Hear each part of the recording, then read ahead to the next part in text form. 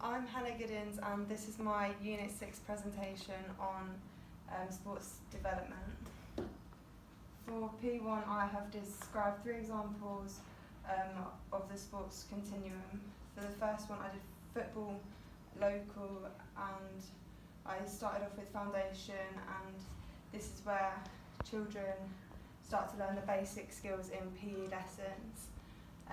For performance, this is where they will go on to higher levels of training to develop everything that they have learned since the foundation stage.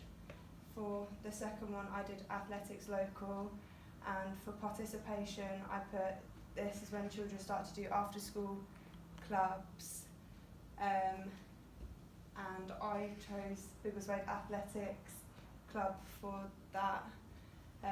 For elite I put they will end up being scouted by lots of different coaches and teams for the local clubs and places. For my third one I did basketball local. For participation I put children start to learn how to play basketball in secondary school as part of the national curriculum, and this also means that they have to take part in after school clubs and events. For football national I put that it was part of the curriculum foundation and is recommended by the government as it provides young children with lots of different experiences and opportunities.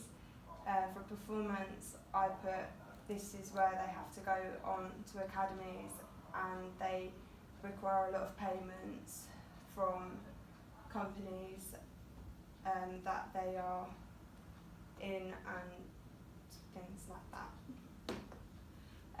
For athletics I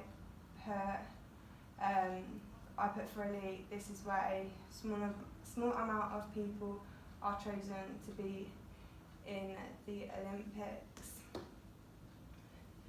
For basketball I put for foundation, this is part of the government's curriculum. For the next slide I had to compare and contrast 3 examples of sports development continuum. For this I did football, and the similarities are at this stage all 3 sports are taught in primary school, which is provided by the government. A difference is the children and young teenagers will end up playing on bad grounds, whereas athletics you'll need to have good quality grounds in order to train appropriately. For strengths and areas of improvement I would add more money and funding into the grassroots sports such as basketball, as they don't make a lot of money, and if they didn't have the money, and if they did have the money they would be able to have more qualified teachers and coaches, and this means children will have a better chance of progressing. For athletics I put schools offer after school clubs for all areas of the curriculum and give children their first taste of competitive team sports. A difference is athletics teams from schools can attend events such as Riddlands and perform in sports day events. For areas and for strengths and areas to improve are they need to make more facilities so it gives young people opportunities to become good at either track events or field event sport. Athletics teams aren't as widely advertised as much as football teams and basketball teams, meaning there aren't as many children wanting to be athletes. Having certain qualifications and a lot of self-discipline gained through participating in courses designed by the teachers. For basketball, a similarity is for elite, all three sports offer academies or development centres which could lead to becoming a professional athlete.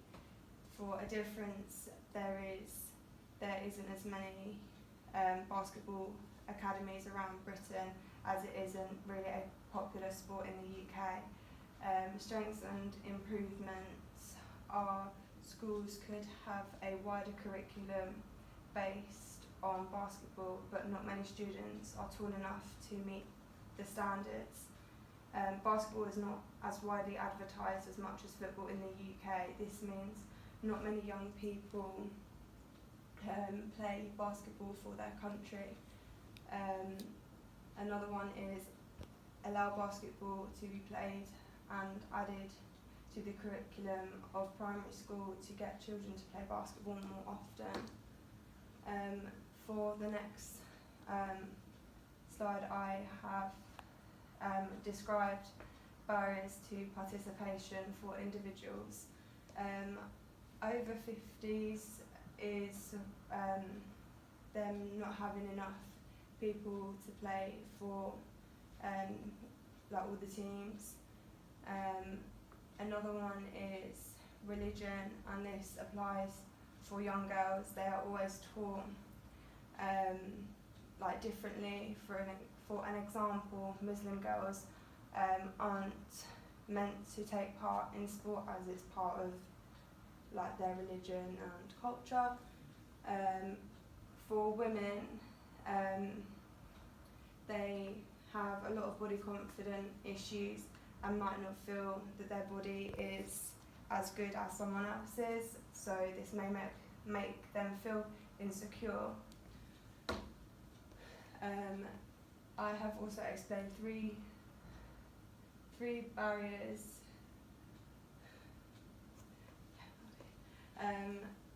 for 50 plus religion and women. Older athletes may suffer from arthritis, which is where the body starts to seize up and become stiff. They may not be able to move as well as when they were younger.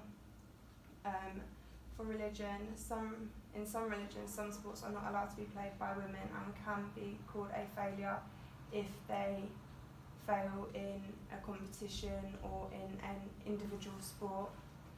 Some of the consequences of that, they can be turned away from their families and friends.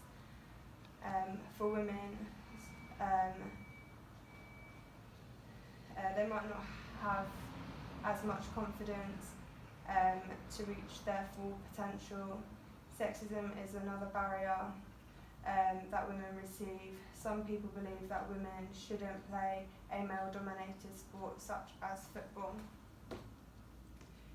For this slide, I've analysed the barriers to participation for individuals from 3 different target groups. For foundation, swimming is a good way of helping arthritis, as it is easygoing on the joints and muscles.